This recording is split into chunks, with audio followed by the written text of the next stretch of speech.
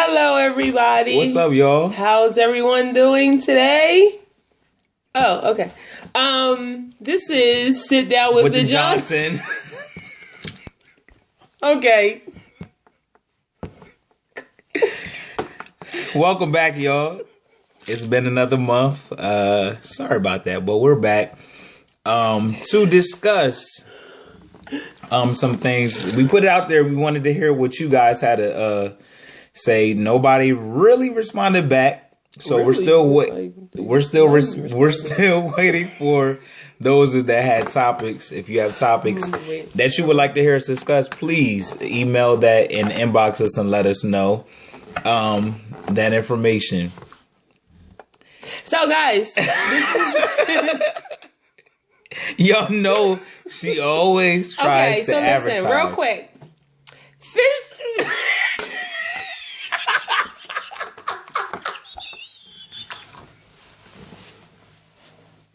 No. I can't deal with her tonight, y'all. All right.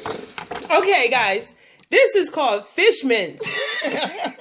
The intense peppermint fish-shaped They're very mints. intense. When I tell you, these little things right here, very intense. Shout out to Mother Dr. Vanetta Jones for giving me these in one of my gift bags for speaking for Mother Matilda Ravenel. So, shout out to Ann Jones. Love you. So, today's topic, honey, is relationship myths. And this one myth that I want to tackle today from a female perspective. Oh, y'all females not going to like me today. I'm not bashing the women, but all right. So here goes. Long story short, it is a myth that if you, Jamar and I, we're going to use us as an example. Jamar and I live in the same house. Yes, we do. Okay. One thing let me ask you, have you ever gotten the vibe from me that I expect you to do things for me, to buy me things? No. Never in any of our 5 and some change years together. No. Okay, let's kill this myth. Just because you're in a relationship does not mean that y'all have to buy things for each other. I'm going to tell you why. Yes, it is nice to buy things for each other. It's nice to buy something for him and him to buy something for me. It's an additive, especially when you're not married. You have really no ties to that person. Like, you don't have to get them anything. So to put out there, oh, I'm mad because you don't buy me nothing. So go buy yourself something. Now, this may be because I was brought up to be very independent. So when I got older, started making my money, I was still spoiled. I'm not going to lie there. But I still got what I wanted when I wanted it. And if I couldn't get it right there when I wanted it, I got it eventually. So somebody, i.e. me or my mom or my dad, was going to get it for me. But to hold that same standard to him, no, negative. So, what are your thoughts on that and I'm talking from females, like females to automatically think that the man's supposed to do everything or 95% and they only give 5% to themselves. Like, I don't agree with that. I don't agree that the man is supposed, I'm going to get mad at you because you don't buy me stuff. You don't randomly send me things and stuff like that. No, it's not based off of materialistic things. And one thing, you can't get mad if it was in the beginning that it didn't happen and now you're in a relationship and it still don't happen. Well, you accepted them when it didn't happen in the beginning. So, if you are in a relationship now and it's not happening, hey, that's fine, but you shouldn't set those expectations because it's not based off of material things. Yes, as a man, you want to do nice things for your woman, your lady, your significant other that you're dating. And I'm sure vice versa, but it's not an expectation like, I don't think it should be an expectation of you have to get this and you have to get that and you have to buy this. That's not right. What are you in the relationship for? Are you in it just for the things, or if those things were taken away from you, could you still love that person, know?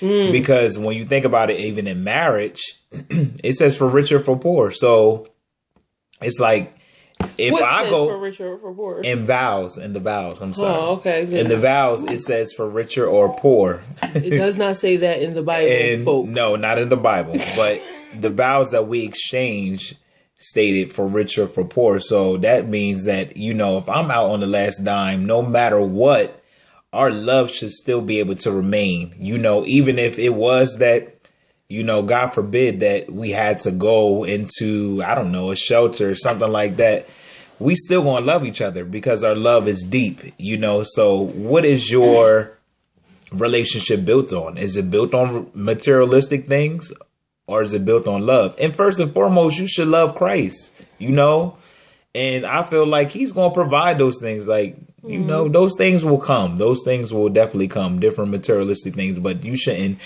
be setting your affection on that. The Bible says that that you should seek God first. All those other things will be added after you seek him. So in a relationship, when it's based on that and you base it on God, all that materialistic stuff will come. It will come. It's nice that we have that, but come on, let's be real in reality, because I think a lot of times TV makes us think like, oh, wow, look at them. Look at Beyonce, look at Jay-Z, look at Kim, and look at Kanye, look at, this one and that one. I want to do that. I want to do that. But when reality sets in, you can't do that, but let's just, continue to love each other. Those things will come, and it's the small things that count, the small things that count. It is the small things that count. But do you think like maybe that's why some people don't even do the traditional vows anymore, because they don't have to say, richer or poorer till death do us part, obey. Like that's one thing we didn't have in our vows. We didn't have the I promise to obey him, because all right. It's not even about the obey, but like we were discussing earlier today, it's about me submitting to Christ. And once I submit to Christ, that's how I'm supposed to submit to my wife. And those that are in a relationship and courting, submit yourself to Christ. Those that are single, submit yourself to Christ. So, yeah. But those that vows and stuff that the people, I think sometimes people do maybe leave that out because deep down inside, maybe that is their true intent. Some of those things like, man, I don't know if I'm going to be here when it gets, the rubber meets the road, Not everybody's built for relationships. Mm-hmm. Yeah, so all I'm saying, because I'm going to speak for me, insider. Ladies, don't be so needy. To those who are needy and aren't willing to admit that you're needy, get your own. Like, really, seriously, become an independent, and don't become independent so much that you're like, I don't need nobody to do nothing for me. No, I don't mean it that way. I mean, become independent enough. One thing I was always taught, always have your own. Because you never know what could happen. I'm not saying anything's going to happen here. I'm not saying we're going to get divorced. I'm not saying that he's going to die. But should anything happen, Kendra, always have your own.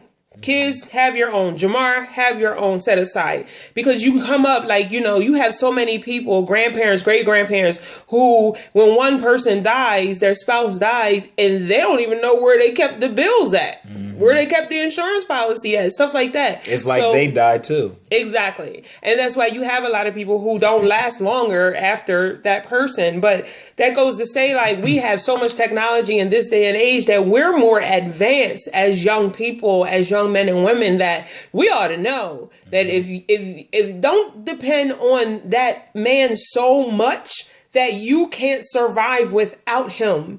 Don't depend on that woman so much that you cannot survive without her. I just asked the Elder Johnson here, could you live without me? And he said, no.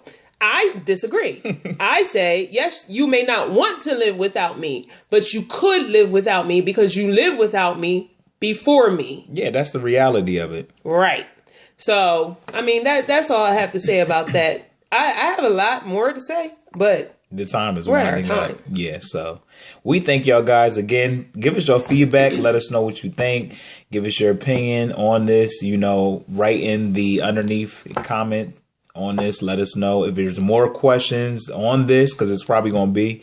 Put your questions down there, stuff that you would like to hear. Even if you disagree, we have hard shells. We are not going to be mad. Yep. So again, we thank God for y'all listening. Thank God for you, man. And I just want to give some shout outs to some people, even at at my job. They say they watch the show. Doris Ellison. Hey, Doris. Evan Gardner. What's up, Ev? James. Who? Impeccable. Lyles. And Anthony McQuaid. Thank y'all guys for listening. Thank you. Thanks, Phil. Y'all pay y'all college loans. Phil will come get you. All right, y'all. It's been real. We thank y'all. Love you. Love you. Bye.